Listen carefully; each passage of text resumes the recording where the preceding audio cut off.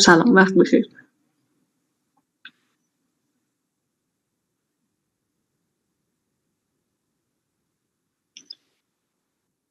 عذرخواهی میکنم، من قبل از شروع جلسه میتونم این سوالو بپرسم؟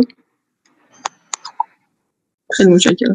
ببخشید، من یک کدی زدم برای داینامیک پروگرامینگ بود و یک پالیسی ثابت برای انتخاب اکشن ها گذاشته بود و میخواستیم تا به ویو به دست بریم، تا به ارزش حالت و اتفاقی که افتاد برای بازی گیلدورد طراحی شده بود این کد و من که خروجی میگیرم، اتفاقی که میفته اینه که در طی اون مسیر بهینه که چشمی میبینم به عنوان انسان تشخیصش میدم، میبینم که این ولیوها دارن کمتر میشن. یعنی منطقا نباید اینطور باشه و این کورسی هم که میبینم خودش همینطور خروجی میگیره. میخوام ببینم ایراد از کد بنده است یا نرمال این اتفاق.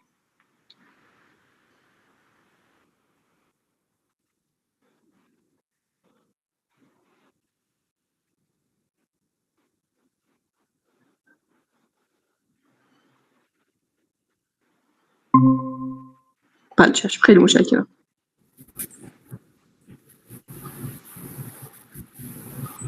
چشم، متشکرم.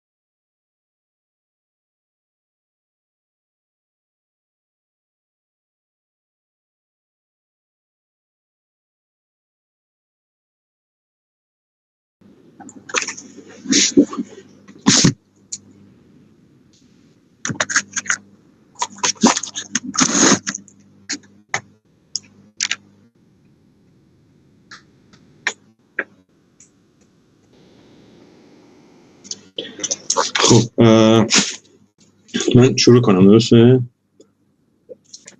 سلام. بله. سلام. خب با سلام، ادامه فصل 5 رو با هم دیگه میریم جلو. انتهای در واقع جلسه پیش ما این الگوریتم رو دیدیم. الگوریتم در واقع مونته کارلو بودش با شروع کاوشی یا اکسپرینگ استارت که یه مروری هم میشه، بد نیستش.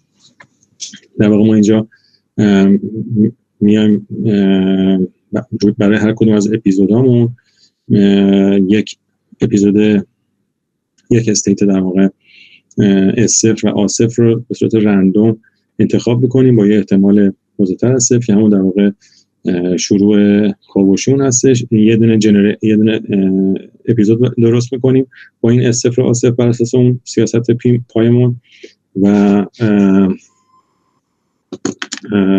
ببخشید یه لحظه.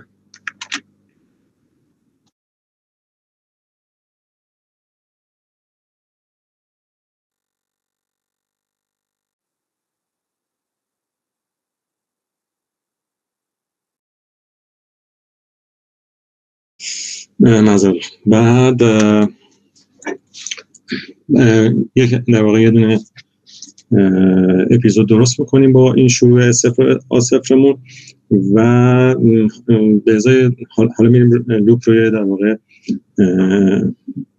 هر گام از این اپیزودایی که هر گامی که تو این اپیزودمون داشتیم و مقدار بازگشتی رو به در واقع مقدار جیمون اضافه میکنیم برای هر کدوم از این گام ها. این شرط هم که همونطور که دفعه پیش دیدیم، یعنی برای این بودش که اگر در واقع یک بار ملاقات باشه، یا اگر اولین باری هستش که این استیت رو تو این در واقع دنباله میبینید، اونو این کار رو بکنید، وگرنه بیخیال شید برید تا اولین بارش رو پیدا بکنید. حالا به فرض اینکه مثلا اولین بار باشه، این مقدار جیری که حساب کردیم میگه به این مجموعه ریترناتون اضافه بکنید و بعد از این ریترنا متوسط میگیریم و این متوسط رو میریزیم توی در واقع تابع ارزشمون و بعد اینجا عملیات در واقع بروز کردن سیاستمون رو انجام میدیم با در واقع گرفتن این آرگومان ماکس که در واقع اکشنایی که بیشترین مقدار کیو رو میده رو میریزیم توی در واقع پایمون، در واقع سیاستمون اینجوری بهبود بدیم. خب بر اساس این حالا تقریبا دوره‌ای که برای جلسه قبل بود، ما برای اون مسئله که مطرح کرده بودیم به عنوان مثال که مسئله در واقع بازی بلک جک بود، اگر همین در واقع روش شروع متکرر رو استفاده کنیم با همین الگوریتمی که دیدیم، این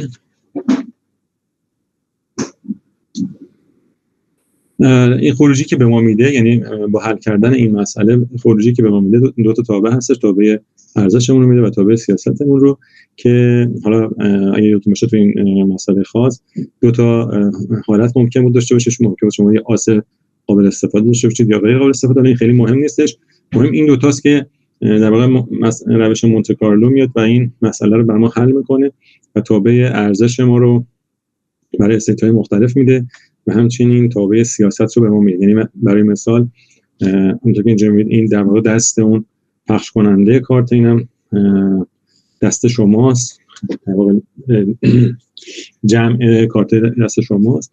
به ازای این ورودی ها در واقع شما اینجا میتونید سیاست بهینه‌ای که مسئله روش مونته کارلو پیدا کرده ببینید. برای مثلا اگر اون پخش کننده کارت شما آس نشون بده و شما مثلا جمعتون 13 باشه، اینجا کاری که باید بکنید، چون تو این ناحیه هستش، هیت باید بکنید، یعنی درخواست کارت بکنید.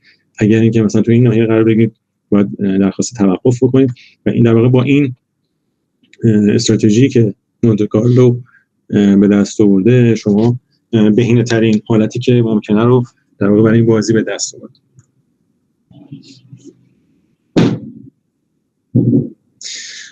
خب این پایان اون بخش در واقع 5-3 بودش. این دو حالا میریم قسمت 5-4 این فصل.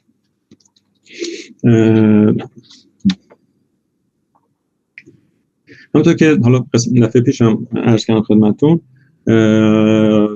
ما برای شروع کاوشی یا همون اکسپلورینگ استارت یک مشکلی داشت و اونم میموندش که ممکن بودش که اصلا قابل انجام نباشه. یعنی شما نتونید اپیزودایی درست کنید که همه در واقع استیت اکشن های ممکن رو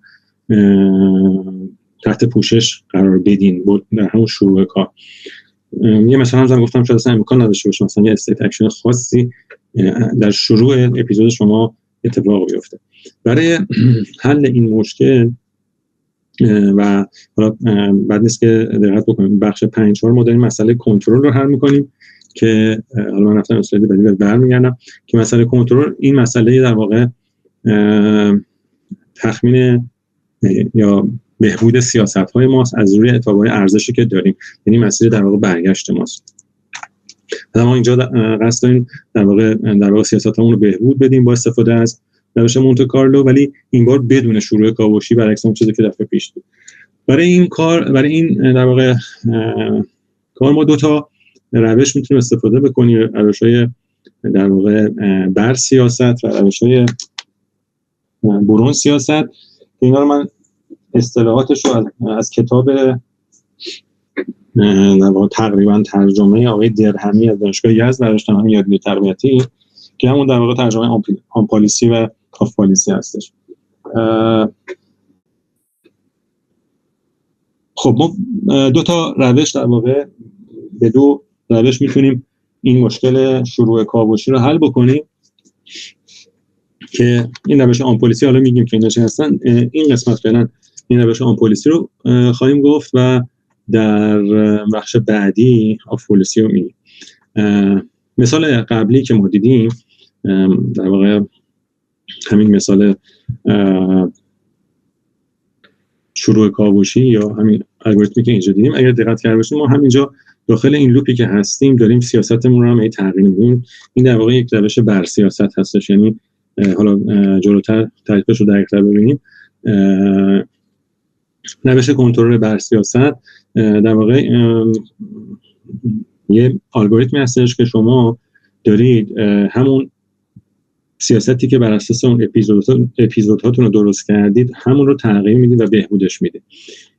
روش آف پالیسی یا برون سیاست هم در واقع اینجوری نیستش، یعنی اون سیاستی که داره برای شما اپیزودها رو درست میکنه متفاوت هستش با سیاستی که بهبود پیدا میکنه، حالا که به اون میرسیم تو بخش بعدی. حالا ما فعلا تمرکزمون روی روش بر سیاست هستش و مسئله کنترل رو داریم حل می‌کنیم، یعنی کیوها رو داریم و می‌خوایم به پای برسیم. معمولاً یعنی اگر می‌خوایم از روش بر سیاست استفاده کنیم برای حل این مشکل شروع کاوشیمون، بایستی سیاستمون در واقع سیاست نرم باشه و سیاست نرم به این معنی هستش که به ازای همه اکشن های تو هر استیت یه مقدار بزرگتر از صفر داشته باشه. یعنی فرضاً اگر شما در یک استیت خاصی هستید و چند تا اکشن مختلف ممکن اتفاق بیفته، احتماله که هر کدوم از اینها انتخاب بشن بایستی یه عدد مثبتی باشه، امکان نبایستی هیچ کدوم از اینا صفر باشه، چون در هیچ موقع این اکشن قابل انتخاب نخواهد بود، اون الگوریتم شما و دیده نخواهد شد و این مشکل شما رو حل نمی‌کنه. بنابراین سیاستمون باید سیاست نرم باشه به این معنی و در ابتدای کار همونطور که گفتیم این احتمال‌ها بزرگتر از صفر و ممکنه کم باشن، ولی کم کم به یک حالت معین نزدیک میشه، دیترمینیستیک نزدیک میشه، یعنی اینکه احتمالات یه سری از اکشن‌ها زیادتر میشه، یه سری هم کمتر میشه. که این میگه طبق همون روش‌های فصل 2 این کارو خواهیم کرد. بعد در واقع برای اجرای این در واقع کنترل بر سیاست ما از روش سیاست‌های اپسیلون هریسونه استفاده می‌کنیم و در واقع این یعنی همین کاری که داریم میکنیم قصدمون این هستش که این رو پیاده کنیم، یعنی یک سیاست نرم رو داشته باشه. و سیاست اپسیلون هرستان یعنی چی؟ یعنی که شما در یک استیتی هستید و احتمال یک عملی در اونجا برای شما کمه، ولی هیچ موقع اون رو صفر نمی‌کنیم. شما می‌خوایم همه عمل‌هامون قابل در واقع امکان رخ دادن رو داشته باشن. احتمال اون رو ما یه احتمال خیلی کوچیکی قرار میدیم مثل اپسیلون روی حالا مجموعه عمل‌هامون، و یه سری عمل‌ها هستن که احتمال وقوعشون زیاده، اونا رو احتمالشون این قرار میدیم. و البته این دوتا اگر من درست یادم باشه یه جور در واقع از روش بیز به دست میان.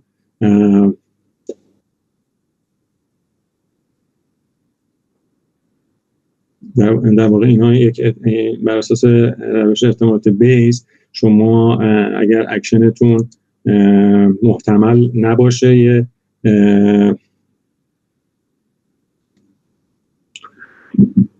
حالا من این الان یادم نیستش دقیقاً ولی نوشته بودم یه جایی، اینو براتون بعداً تو خود فایل می نویسم، ولی این دوتا احتمال بر اساس احتمالات بیز به دست میاد.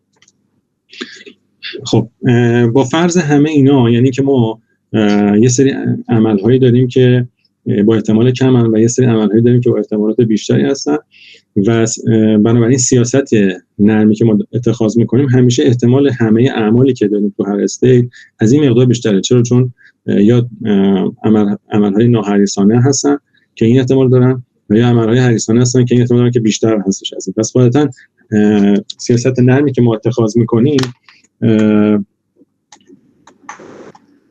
احتمال همه عملها توی اون بزرگتر از این مقدار مینیمم خواهد و سیاست نرم است. خب در گام اول ما الان داریم مسئله کنترل رو حل می‌کنیم، یعنی می‌خوایم سیاست‌ها رو تخمین بزنیم. ولی در گام اول مسئله پیش بینی رو انجام میدیم، یعنی حساب کردن تابع‌های ارزشمون. گام اول با استفاده از AMC تابع‌های ارزش رو حساب می‌کنیم. این همونی هستش که ابتدای فصل گفتیم، همین روش مونته کارلو در واقع. بعد چون ما شروع کاوشی نداریم، یعنی نمیام همه استیت اکشن ها رو، حالت عمل ها رو ببینیم، سیاست حریصانه کافی نیست. یعنی فقط کافی نیستش که ما بگیم که تو هر استیتی بهترین عمل چیه و من همون رو برمیدم، چون اینجوری یه سری از اعمال رو هیچ موقع نخواهیم دید. ولی حرکت به سمت انتخاب سیاست حریصانه برای ما کافی هستش. یعنی این در واقع قضیه از قاعدتاً داره میگه که اگر شما سیاست حریصانه رو استفاده نمی‌کنید بلکه به سمتش حرکت می‌کنید، هم این در نهایت پاسخ بهینه رو به شما میده. خب این الگوریتمی که اینجا هستش در واقع همین الگوریتمی هستش که بر اساس حالا روش برسیاست هستش برای مسئله کنترل میخوایم استفاده بکنیم، یعنی تخمین سیاست همون و حالا روش بر اساس در واقع الگوریتم اولین بار ملاقات هر استیت داریم استفاده میکنیم. حالا یه مقدار اسمش طولانی شد، یعنی همه این پارامترها داریم وارد میکنیم توی مثل همه الگوریتم‌ها که اینجا قسمت اینیشیالیزیشن که مقدارهای اولیه رو میدیم. بعد روی همه اپیزودهامون ما میایم یعنی به تعداد اپیزودهامون میایم بر اساس سیاستمون یک اپیزود جنریت میکنیم. بعد روی در واقع هر کدوم از این گام‌های هر کدوم از این اپیزودهامون، یعنی روی تی در واقع میایم حرکت میکنیم، دوباره مقدار بازگشتی رو حساب میکنیم، داخل جی میریزیم، دوباره اگه چون روش فرست ویزیت هست، اگر این اولین باری هستش که اون استیت خاص دیده شده، میایم و مقدار جی رو در این صورت میریزیم توی مقدار ریترن اون مجموعه ریترن در واقع استیت تی و آ و در نهایت اوریج میگیریم از این مجموعه ریترن و این مقدار در واقع ارزش استیت اکشن خاص رو با این مقدار اوریج جایگذاری میکنیم یا تخمین میزنیم و بعد اینجا ما حالا نکته مهم در الگوریتم این قسمت هستش که از روی این تابع‌های ارزشی که تخمین زدیم اینجا میایم و یک اکشن بهینه رو انتخاب میکنیم A استار رو که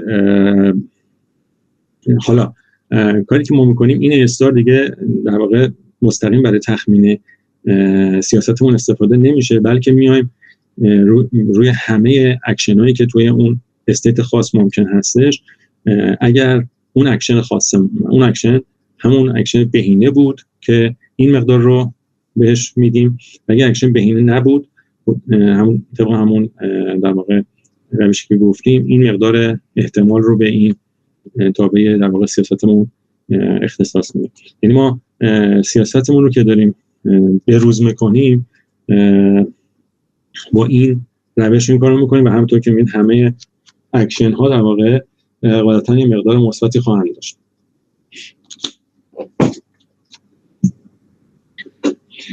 خب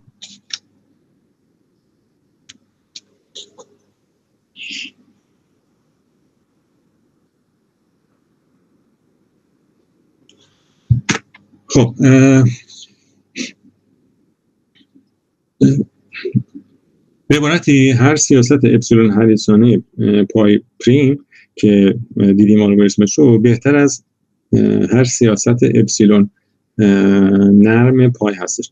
یعنی شما اگر سیاست پای پریمتون یک سیاست اپسیلون هریسونی باشه، همین الگوریتمی که دیدیم، یعنی الگوریتم در پیش بگیری که نکته کلیدش در واقع همین قسمت اینجاست، میتونیم ثابت بکنیم، اینجا ثابت کرده که این سیاست مقداری که به دست میده بهتر هستش، همیشه بیشتر هستش از سیاست پای که یک سیاست نرم معمولیه. یعنی این سیاست پای فقط ما میدونیم که احتمال هر اکشنی در هر استیتی بزرگتر یا مساوی صفر، بزرگتر از صفر هستش.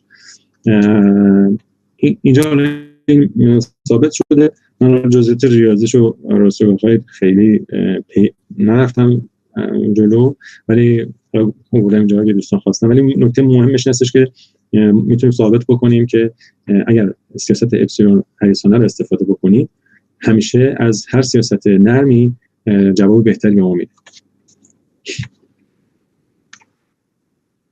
بنابراین این قضیه که حالا اینجا اثبات کرده ثابت میکنه که برابری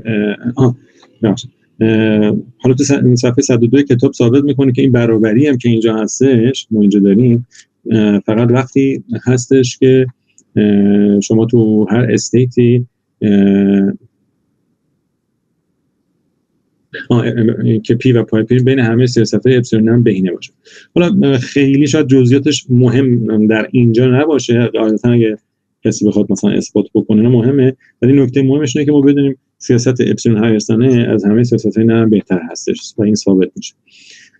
خب بنابراین نشون دادیم که تکرار سیاست برای سیاست‌های اپسیلون نرم کار میکنه بدون نیاز به شروع کاهشی. ما کل داستانی که داشتیم تو این بخش همین بود، ما خواستیم بگیم که بدون شروع کاهشی اکسپلورینگ استار اگر بخوایم کاری انجام بدیم یا روشی رو بدیم، این روش کار میکنه، یعنی روش بر اساس سیاست‌های اپسیلون نرم.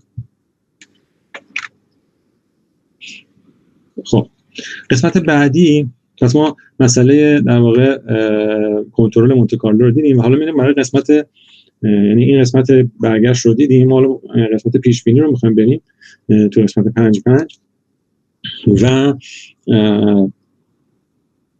برای در واقع این یک الگوریتم برون سیاست یا آف پلیسی رو میدیم که از طریق حالا روش خاصی هستش به نام نمونه‌برداری اهمیتی یا حالا نمیدونم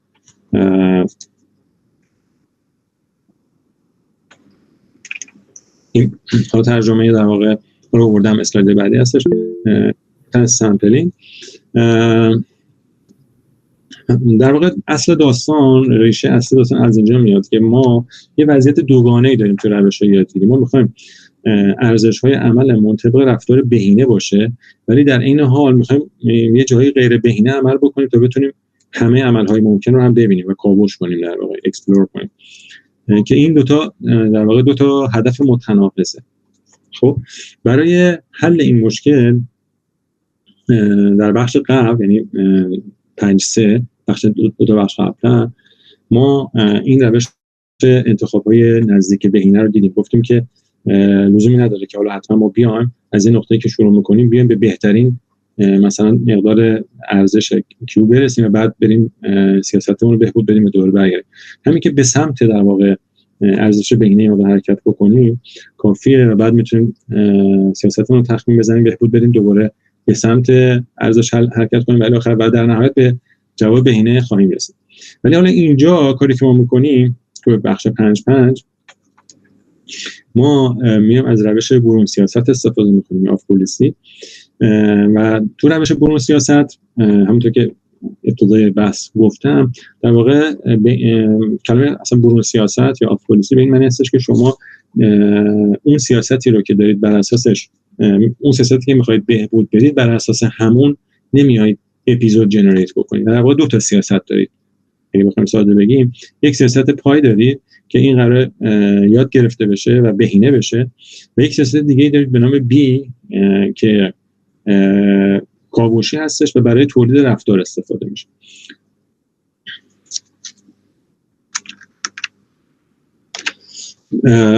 سیاست اول رو که در واقع قرار بهبود پیدا کنه در واقع به نام سیاست هدف میشناسن و سیاست دوم هم به نام سیاست رفتار میشناسن.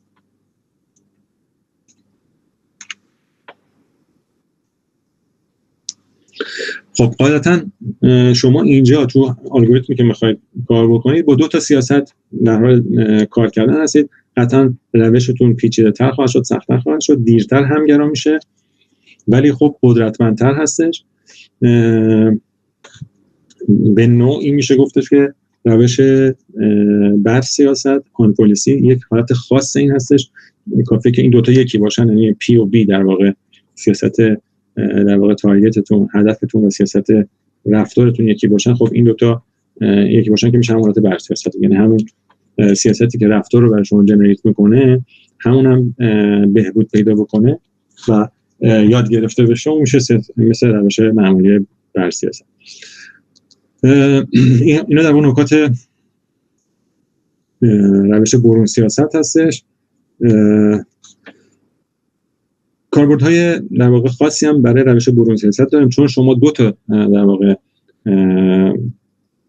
سیاست دارید میتونید از این روش ها استفاده بکنید برای یاد گرفتن کنترل کننده های غیر یادگیرنده معمول. مثلا شما یه پرسنلی کنترل کننده دارید که یه داره دستگاهی یا صنعتی رو کنترل میکنه که با استفاده از روش کنترل معمولی سنتی بوده و حالا شما میخواید با یه سیاست دیگه کنار این داشته باشید که اون رو در واقع در کنار اون کار بکنه چون اون قابل در واقع دست زدن نیستش، یعنی سیستمی که داره و خودش کار میکنه و روش خاص خودش رو داره. این از همین روشه که ما اینجا میبینیم که دو تا سیاست داریم میتونیم استفاده کنیم، یه سیاستی در کنار اون دستگاه باشه، در کنار اون کنترل کننده معمولی باشه و اون رو یاد بگیریم. یا حالا استفاده دیگه در تئوری کنترل داره مشخصه دیگه، اینا در واقع در تئوری کنترل هستش، در مدل‌های پیش بین که حالا بچه‌ای که احتمالاً کنترل خونده باشن اینا احتمالاً اون رو بهتر می‌دونن.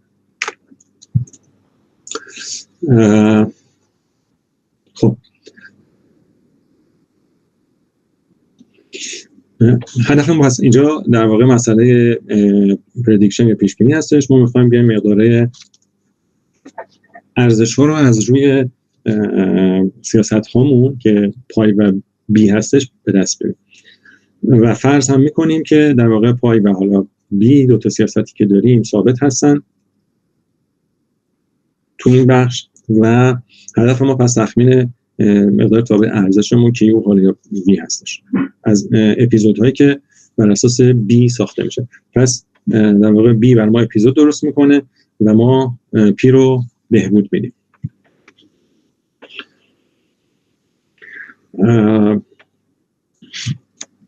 خب برای که بتونیم این در واقع روش برون سیاست رو استفاده بکنیم، یعنی پی رو بهبود بدیم بر اساس اپیزودهایی که بی درست کرده، قاعدتا بایستی به ازای همه عملهایی که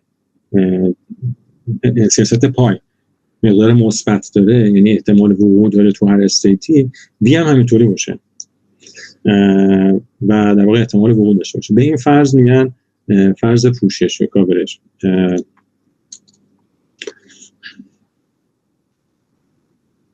خب حالا این دو نکته من بعداً بیشتر توضیح. ما در حالا مثلا ما گفتیم که پیش بینی هستش، یعنی ما قسمت این از رسیدن سیاست به ارزش‌ها رو داریم، ولی در کنترل یعنی مسئله برعکسش سیاست هدف ما سیاست هریسانه معین هستش. یعنی اگه بخوایم از روی ارزش‌ها بیایم سیاست‌ها رو تخمین بزنیم، سیاست هدفمون همون پایمون در واقع سیاست هریسانه معین هستش، ولی سیاست رفتارمون تصادفی و کاوشی میمونه. مثلا از همون روش سیاست اپسیلون هریسانه که دیدیم استفاده میکنیم. دلیلش هم مشخصه، چون این سیاست رفتاریابی قراره بیاد و برای ما اپیزودهای مختلف رو درست بکنه و ما میخوایم همه استیت ها رو اینا رو ببینیم توش. برای همین این از این روش‌های اپسیلون هریسانه استفاده. ولی در پیش بینی که توی این بخش داریم بررسی میکنیم، یعنی توی مسئله در واقع رسیدن به مقدار ارزش‌هامون، فرض ما این هستش که این پای و بی تغییر نمی‌کنه و داده شده و از روی این می‌خوایم بیایم مقدار ارزش‌ها رو حساب کنیم. خب همه روش‌های برون سیاست برای در واقع این کاری که ما مد نظرمون هست، یعنی پیش بینی، یعنی حساب کردن مقدار ارزش‌ها، از نمونه برداری اهمیت یا حالا من ترجمه من درست نه ایمپورتنس سامپلینگ استفاده می‌کنن که در واقع تخمین مقدار متوسط یک مقدار تحت یک توزیع با داشتن نمونه‌های از توزیع دیگر هستش. یعنی در واقع شما در واقع سیاست، حالا بخوام بر اساس این پارامترایی که خودمون میشناسیم بگیم، شما در واقع سیاست پای داشتید که برای شما یه سری اپیزود درست کرده و شما میخواید از این اپیزودها بیاید و مقدار تابع مثلا کیو رو تخمین بزنید. ببخشید، شما یه سیاست بی داشتید که برای شما یه سری اپیزود درست کرده و از این اپیزودها میخواید شما یه تابع کیو رو تخمین بزنید که در واقع باهاش پای رو بهبود بدید، که باهاش بیاید و پای رو تصحیح بکنید. این در واقع کاری هستش که یعنی ایده هستش که بهش میگن ایمپورتنس سامپلینگ. حالا بریم جلوتر مشخص بشه منظورش چیه. برای این کار یعنی در واقع توضیح این روش اینطوری هستش که ما یه نسبتی رو میخوایم حساب بکنیم به نام نسبت نمونه برداری اهمیت، که شاید اسمش گویا نباشه.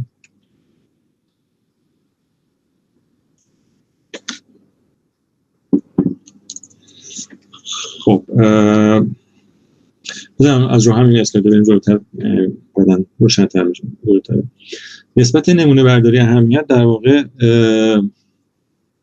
ما میخوایم برگشتی‌های وزندار رو طبق احتمال نسبی مسیرها تحت سیاست‌های هدف و رفتار حساب بکنیم. یعنی ما اپیزودهایی که داریم، برگشتی‌هایی که اونجا حساب میکنیم و میایم و یه جوری مخلوط میکنیم با احتمال نسبی مسیرها تحت دو تا سیاست در واقع پای و بیمون و با در واقع یه فرمولی پیدا میکنیم که اینا رو همه رو در اون لحاظ بکنیم و اون در واقع نسبت میشه نسبت نمونه برداری اهمیت. حالا بریم جلوتر میبینیم. یعنی کاری که توی اسلاید بعدی از این اسلاید بعد میکنیم در واقع میخوایم اون رو حساب بکنیم. خب برای این کار ما از یه استیتی مثل استیتی شروع میکنیم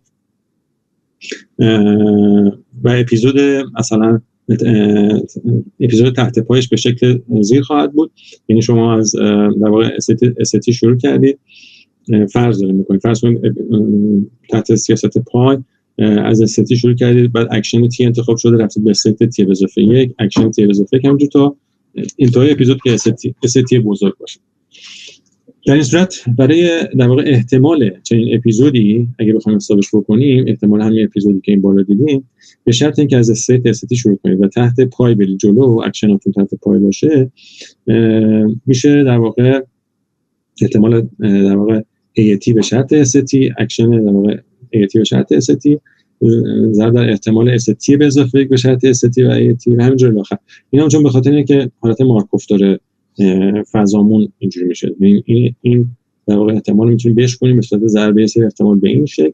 و اگر بازم اینو دسته بندی بکنیم میبینیم که اینو میتونیم به صورت جمع شدن بنویسیم به صورت ضربه در واقع این جملات به این فرم. یعنی مثلا شما یه احتمال AT به شرط ST دارید، یه دونه AT به اضافه 1 به شرط ST به اضافه 1 دارید و احتمالات در واقع انتقال حالتاتون هم دارید که پس به این فرم میتونید برسید از در واقع زمان T میشه تا زمان T بزرگ منهای 1. خب کاری که بس ما داریم میکنیم فعلا داریم یه سری مقدمات رو میگیم که بتونیم این مقدار رو در واقع نسبت نمونه مورد اهمیت رو که حالا فرمولش رو تعریف میکنیم رو حساب کنیم. خب بنابراین اگر ما بیایم یه پارامتری تعریف کنیم به این شکل که بهش میگیم احتمال نسبی مسیرها که باشه تعریفش کردیم دیگه، که باشه در واقع تقسیم در واقع احتمال یه مسیر بر اساس پای و همون مسیر بر اساس بی. خب که حالا طبق همون فرمول اسلاید قبلی ما دیدیم این احتمال میتونه به این فرم ضربی نوشته بشه و نکته که هستش این احتمال مسیرها، این احتمال‌ها رو شاید ما نداشته باشیم ولی خب خوشبختانه تو صورت و مخرج یک کم پس این دو تا ساده میشن و چیزی که میمونه بر ما این دو تا جمله اول هستش، یعنی احتمال اکشن ها در استیت‌های مختلف بر اساس پای و بر اساس بی. خب پس این یکی از پارامترهایی که مد نظر ما هست حساب شد که اسمش از احتمال نسبی مسیرها. حالا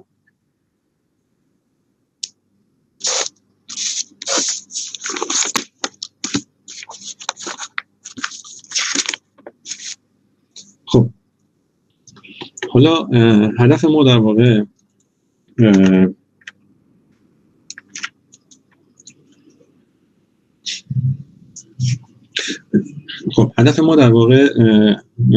این هستش که بیایم ارزش‌ها رو حساب کنیم. درسته ما الان هدفمون رو گم نکنیم. هدفمون این هستش که بیایم ارزش‌ها رو تو این با روش برون سیاست استفاده بکنیم از این با استفاده از روش نمونه قابل اهمیت. خب در واقع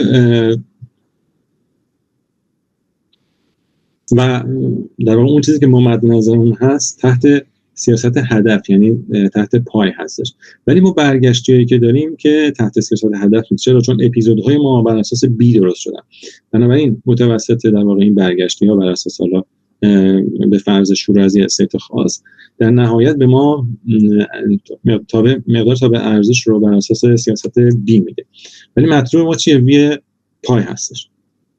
حالا بر اساس اون تعریفی که کردیم که در واقع احتمال نسبی مسیرها، ما میایم و این مقدار بالا رو، مقدار این در واقع متوسط و اکسپکتیشن این مقدار رو ضرب در این پارامتر رویی که گفتیم میکنیم و با ضرب کردن این در واقع مقدار برگشتی ها در این رو در واقع ما این وی بی رو تبدیل میکنیم به وی پی. چرا؟ به خاطر اینکه در واقع این روی ما چیزی نیست جز احتمال در واقع بر اساس احتمال سیاست در واقع هدفمون و احتمالات در واقع این اکشن ها بر اساس سیاست در واقع رفتارمون. وقتی ما اینو بیایم ضرب بکنیم در جی، در واقع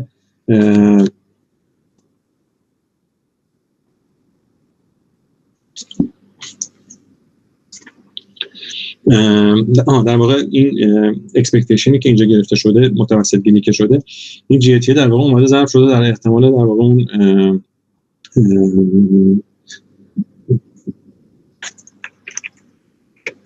در این احتمالهای بی مثلا ای کا به شرط مثلا اس کا و حالا متوسط گیری شده روی این همه اینا که وقتی ما میایم این رو ضرب میکنیم، خود رو این بی رو تو مخرج داره، این بی با این ساده میشه و چیزی که میمونه در واقع این صورت هستش که اون احتمال در واقع مسیرها بر اساس سیاست هدف هم هست و به واسه تصحیح میشه. یعنی این پارامتری که اینجا داریم دیگه میشه بر اساس در واقع سیاست هدف هم و این تعریفه در واقع همون تعریف VPS خواهد.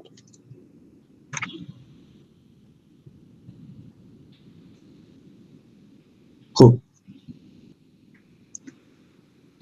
پس ما کاری که داریم میکنیم این هستش که میخوایم مقدار تابع ارزش رو حساب بکنیم.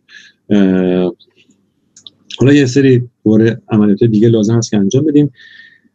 یکیش این هستش که ما گام‌های زمانی رو در کل اپیزودها شماره میزنیم و مجموع همه گام‌های زمانی که حالت اس دیده شده رو با تی اس نشون میدیم. یعنی مثلا شما در واقع فرض کنید توی یک اپیزود، توی اپیزودهای مختلفی که داشتید یه استیت خاصی مثل اس در جاهای مختلفی تو هر اپیزود دیده شده. همه اون زمانهایی که دیده شده رو ما اگر جمع بزنیم، مثلا T1 چون T2 و T3 الاخر، همه این مجموعه رو داخل این مجموعه مثل TS نشون میدیم، T بزرگ S نشون میدیم. باز هم تعریف می‌کنیم T بزرگ T یعنی اولین زمان پایان اپیزود بعد از زمان T باشه. یعنی که فرضاً اینجا شما T3 رو دارید، T3 یعنی اولین باری که از اولین یعنی اون لیبل زمانی که بعد از T3 شما اپیزودتون تموم شده و خاتمه پیدا کرده. GT رو هم تعریف می‌کنیم مقدار برگشتی بعد از زمان T تا T بزرگ یعنی پایان اپیزود. و در این صورت این مجموعه GT به ازای T های عضو TS یعنی همه لیبل های زمانی و همه اون لحظه های زمانی که استیت S تو این کل اپیزودها دیده شدن میشه برگشته متعلق به حالت S دیگه. و روی در واقع T تا حالا این روی این محدوده برای هر کدوم از این T هایی که عضو TS هستن همیشه نسبت های نمونه برداری اهمیت هم، یعنی همین پارامتری که اینجا تعریف کردیم. خب بر اساس این حالا فرضیات و تعریف ها ما میگیم تخمین تا به ارزش اون چیزی که مد نظر بود از اول این بخش رو اینجوری تعریف میکنیم. میگیم که همه GT ها رو ضرب کن در همه این پارامترهای رو و به ازای همه T هایی که عضو TS هستن، یعنی همه با همه لحظه های زمانی که استیت S دیده شده تو این اپیزودها، همه اونا رو بیا این پارامتر رو برشون حساب کن، ضرب در بازگشتشون یعنی مقدار برگشتشون بکن و در نهایت تقسیم کن بر تعداد بارهایی که S دیده شده. این علامت حالا قطعات تعداد بارهایی که یعنی اندازه این مجموعی. خب این تخمینی در واقع از چی میده؟ یه تخمینی از مقدار ارزش استیت اس ما میده. و این حالا به نوع دیگری این در واقع یه جوری پیاده سازی همین تابع در واقع متوسط چی میگن احتمالاتی هستش که ما اینجا داریم که به صورت حالا روش مونته کارلو ما داریم اجرا می‌کنیم. ما یه سری اپیزود داریم، اومدیم تو اون یه سری اپیزود با این تعاریف همه برگشتی‌هاش رو با هم جمع زدیم، تقسیم کردیم بر متوسط، تقسیم کردیم بر کل تعداد بارهایی که اون دیده شد. یه جور روش مونته کارلو برای محاسبه کردن همون استیت، همون امید ریاضی.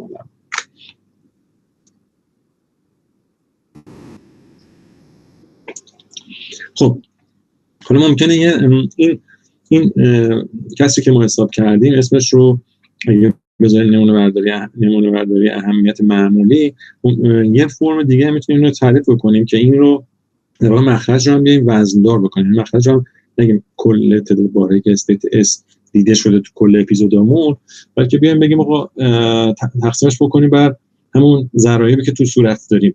یعنی یه جور متوسط گیری مثل متوسط گیری که مثلا برای حساب کردن معدل شما همه رو درس رو ضرب در ضریب می‌کنید، در نهایت بر مجموع ضرایب تقسیم می‌کنید. این بالاخره یه جور متوسط گیری. حالا این متوسط گیری وزن داره اون در واقع اپیزودا. اینم یه در واقع یه مقدار ارزش متفاوتی به شما میده. خب حالا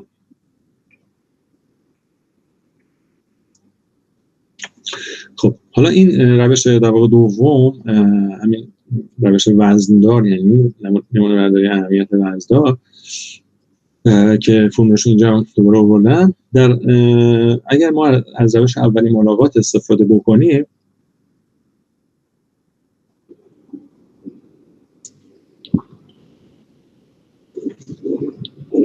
در این صورت ضرایب صورت و مخرجش ساده میشه. راستش رو بخوام اینو من خودم خیلی مطمئن نیستم، یعنی که این رو به چه دلیلی گفته که ساده میشه. اگر مثلا ما یه اپیزود در نظر بگیریم میتونیم بگیم که یعنی مثلا اگه تی یه دونه باشه تو این مجموعه تی اس فقط یه دونه تی اوزش باشه، میتونیم بگیم این دوتا رو صورت مخرج ساده میشه. ولی احتمالاً من متوجه نشدم، ولی احتمالاً یه توضیح بشه کردش، یعنی بشه فهمید که چجوریه. ولی حالا با فرض اینکه این درست هستش، میگه که در روش اول ملاقات میتونه ساده میشه و این جی تی دقیقاً برمیگرده به وی اس.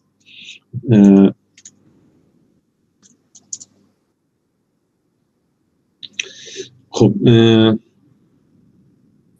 حالا میگه اگر با این فرض اگر جی تی برگرده، یعنی اون جی تی چیزی هستش که بر اساس بی درست شده دیگه. ما که اینو مد نظر رو نبود، ما وی پای مد نظر بود، یعنی ما مقدار ارزش‌ها بر اساس سیاست در واقع رفتار رو نمی‌خواستیم، بر اساس سیاست هدفمون رو می‌خواستیم.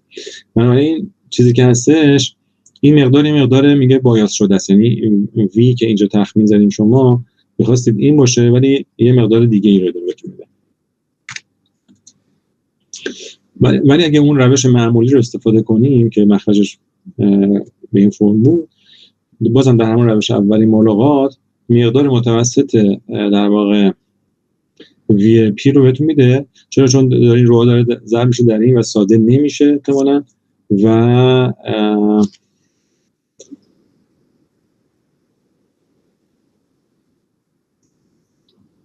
این مقداری که برمیگردونه همون مقداری که مد نظر شماست، پس بایاس دیگه نداره. این داستان بایاس و حالا این قسمت رو بگم اون بهتر روشن میشه. حالا میگه فرض کنید تو همین داستان که این نسبت در واقع رو، این نسبت که میگه منظورش رو هست، این نسبت 10 باشه. در این صورت شما چیزی که دارین 10 برابر اون چیزی هستش که در واقع محتمل دیده بشه. خب توی روش یعنی 10 برابر چیزی هستش که مشاهده کردین، یعنی جی تی هستش که مشاهده کردین. چیزی که میخواد بگه اینه که تو تخمین ما دو تا چیز داریم، یه چیز هستش به نام بایاس، یعنی متوسط شما با اون مقداری که دارین، مقدار واقعی که دارین تخمین می‌زنین چقدر متفاوته.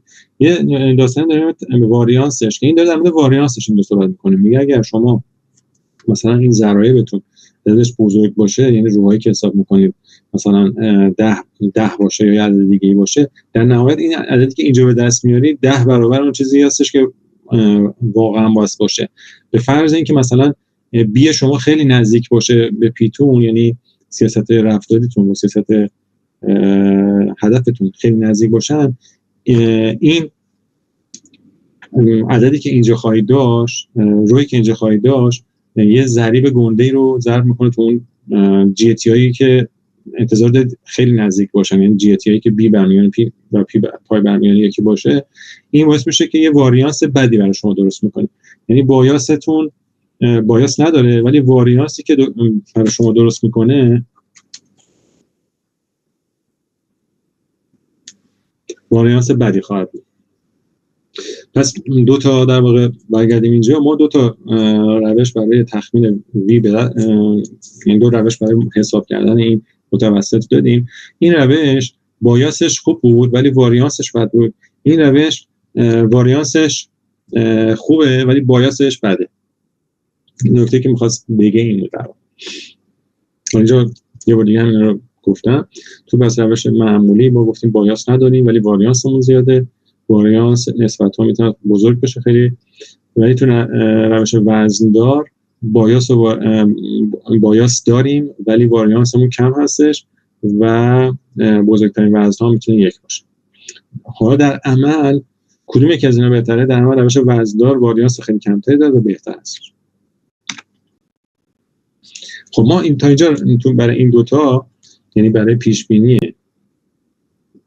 یعنی محاسبه همون کیو ها و وی ها دیگه، در واقع برای پیش بینی با روش بونوس سیاست از طریق این نمونه برداری اهمیتی که گفتیم، روش در واقع اولین بار ملاقات رو دیدیم.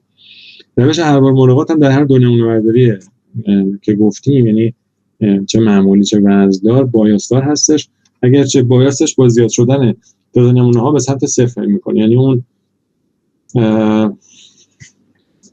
در واقع مقدار متوسط این نمونه‌هایی که دارید شما میگیرید به سمت صفر، یعنی به سمت اون مقدار چه مجهولی که دارید حساب میکنید میل میکنه و واریانسش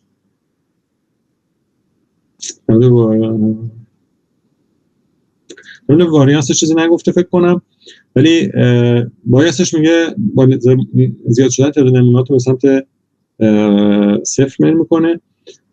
روش هر بار ملاقات میگه راحت تر هستش محاسباتش.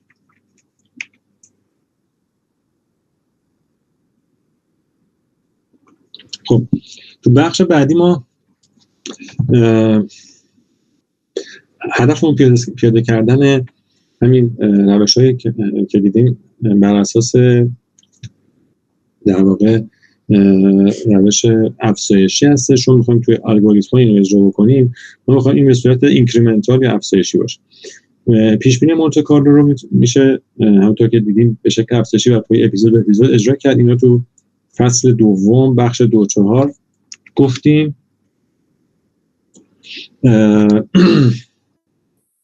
فقط اونجا باید به جای متوسط پاداش‌ها متوسط برگشتی‌ها رو استفاده کنیم. حالا من دو تا اسلاید اینم دوتا، اما این از فصل 2 هستش. منظورش این هستش که شما حالا تو این الگوریتم فکر کنم الگوریتم بندیت باشه اگه اشتباه نکنم، در واقع میایید هر بار یه پارامتری به نام n دارید که در واقع شمارنده‌تونه که تو دوستان گفتن، اینو تو هر گامی اینو یه دونه اضافه میکنید و بعد وقتی که میخواین کیو رو آپدیت بکنید در واقع میاد این اثر متوسط گیری دفعه قبل رو به این روش خنثی میکنید دیگه، این تقسیم میکنید در این اون مقدار جدیدی که حساب کردید اینجا r رو در واقع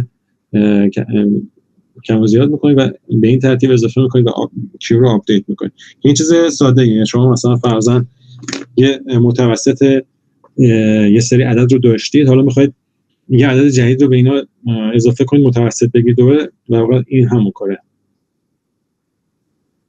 خب برگردیم به این اسلاید. میگه که میگه اینجا شما به جای متوسط پاداش‌ها که اونجا دیدیم متوسط برگشتی هم جی رو باید در واقع استفاده بکنیم اگه از همون روش‌ها بکنیم.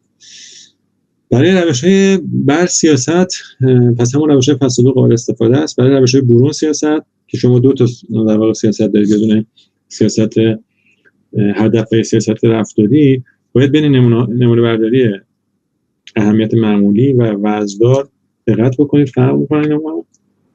در نمونه برداری اهمیت معمولی برگشتی‌ها با نسبت‌های در واقع این روها مقیاس شدن و متوسط گیری شدن، همین فرمولی که اینجا هستش. خب حالا ما می‌خوایم در واقع این فرمول رو بیایم به صورت افزایشی در واقع پیاده‌اش کنیم. اینو گفتم. خب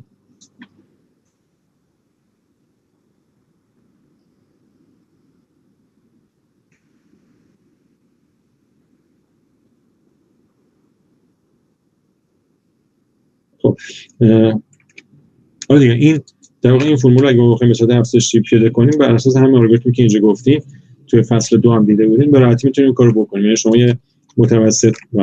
یه متوسطی گرفتید با استفاده از یعنی یه سری ضرایب ضرب کنید تو این جی تی، حالا یه جی تی جدیدی که میاد میتونید به راحتی با این عملیاتی که اینجا هست این کارو انجام بدید. حالا تو روش برون سیاست با استفاده از در واقع نمونه برداری اهمیت وزندار، حالا برون سیاستش که اون برون سیاست با اهمیت وزندار، یعنی با در واقع بدون برگردم عقب از این میخوام که یعنی در واقع برای این فرمول که ما وزن داشتیم هم تو صورت هم تو مخرج، اگه بخوام اینو به شکل بازگشت به صورت افزایشی پیاده سازی بکنیم، بازم اینجا هم دوباره یک کم پیچیده‌تر میشه ولی چیز خاصی نیستش. میگه اگه شما برگشتیاتون G1 تا GN-1 باشه که همگی از یک حالت شروع شدن، از یک حالت شروع به دست اومدن و وزن‌های WI داشته باشید. یعنی مثلا WI رو در واقع اینا رو تعریف کرده به نام WI. در این صورت ما می‌خوایم یه در واقع متغیر داریم که هستش W در J تقسیم بر مجموع این W. در واقع همون فرمول رو با این تعریف نماد W بازنویسی کرد. ما می‌خوایم اینو به شکل افزایشی پیاده‌سازی بکنیم. اینم در واقع با استفاده از این دو تا فرمول قابل اجرا هستش. یعنی همون جمع رو، همین عملیات در واقع متوسط گیری رو ما اینجا به شکل گام به گام یا افزایشی پیادهش میکنیم و دلیل اینکه همون روهامون هستش. یه فقط پارامتری تعریف کرده به نام CN که این در واقع مقدار جمع وزن‌هامون هستش از ابتدای در واقع اون الگوریتممون و سی صفر هم که حالا مقدارش رو از ابتدا اگه اشتباه نکنم صفر میگیره، مقدارش صفر میگیره. خب با این اوصاف ما مثلا همین فرمول قبلی رو، یعنی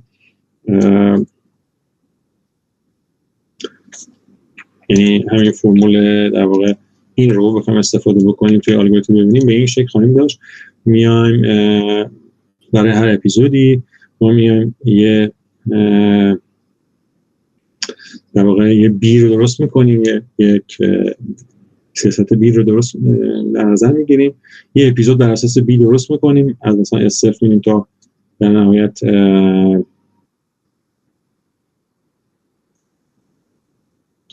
آرتی و که این مقداری بازگشتی مونه، یعنی S0 با اکشن A0 در ریوارد R1 رو داشتیم، همینجوری رفتیم جلو تا S -1 با اکشن آیت یک با ریوارد آرتی به دست اومد و اینجا که اپیزودمون پایان پیدا کرد.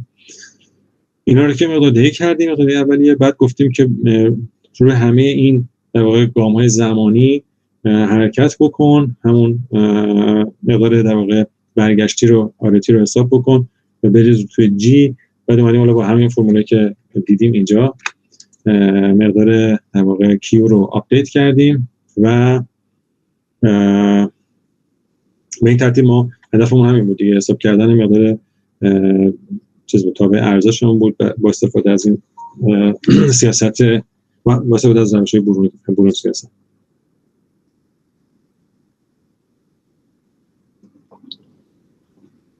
خب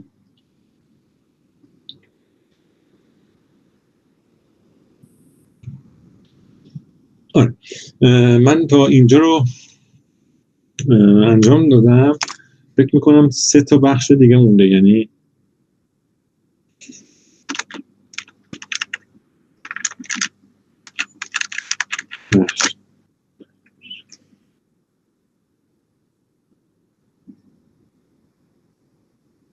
سه بخش دیگه مونده، 5 7 و 5 8 و 5 9 که اون رو میتونم یعنی هفته آینده اگر اجازه بدید اون موقع براتون ارائه بدم.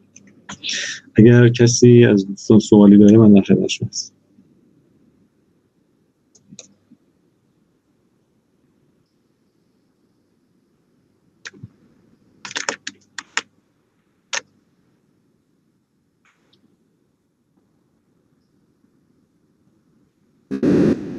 مرسی آقای مراد من خسته نباشید، ممنون از ارائه عالیتون.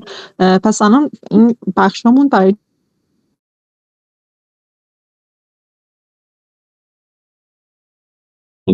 هفته فکر کنید این جلسه بعد تموم میشه. 3 تا مونده دیگه. آره خیلی زیاد نیستن، این بخش کوتاه. بله مرسی، بازم دست شما درد نکنه، خسته نباشید. خیلی ممنون. خب دوستان اگه کسی سوالی داره یا حالا نظری داره، بحثی داره، حالا میتونید مطرح کنید. خب کنم که کسی سوالی نداشته باشه. خب دوستان پس شب همگی بخیر. ممنون از شما آقای مراد، من زحمت کشیدید. پس دوباره تا هفته بعد دیگه، درسته؟ بله بله مرسی، ممنون.